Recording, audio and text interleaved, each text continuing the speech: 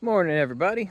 So, I want to spend a little bit more time on a verse from Ezra chapter 9. It's verse 12. Um, and you know, it's right in the middle of a big prayer, right? That Ezra does. And he's praying to God because the people, the remnant, has come back from the dispersion. They've come back to Jerusalem. They rebuilt the temple. And during this time frame, some of them have married foreign wives, um, and given their sons, to foreign daughters. They've given their daughters to foreign sons, and they've mixed with the inhabitants of the world, right? Um, and Ezra breaks down and prays and prays for the people here, pleading to God to spare the people, that they'll fix it. And there's a hard choice that gets made in chapter 10.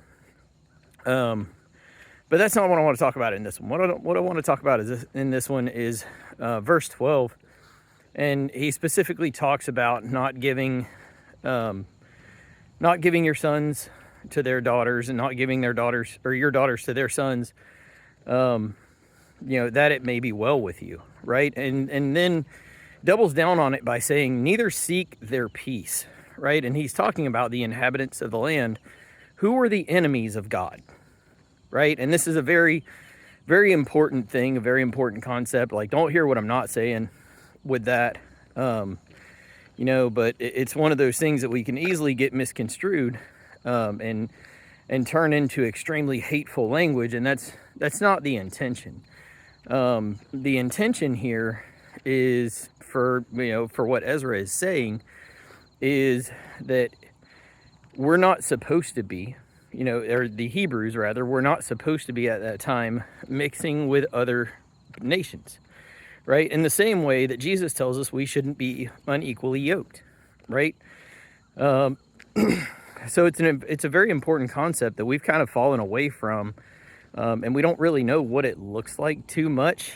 So it's kind of hard for us to understand or to comprehend, because it's foreign, right? But the concept of being equally yoked with somebody, marrying somebody that is seeking God just as much as you are, it's important. It's really important in today's age, because if you're not equally yoked, that person is potentially going to drag you down.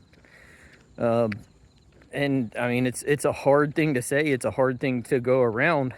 But like, it's true. Even the strongest men in the Bible, fell to this, right? Look at Solomon. Solomon had over 1,000 women at his disposal, 700 wives and 300 concubines. Crazy, right? One's enough for me. I'm just throwing that out there. But like, it's wild. And the reason that God told them not to mix with the populace like this, right? Not to be unequally yoked, as it were, was because he knew that if you're exposed to that too long, it doesn't matter.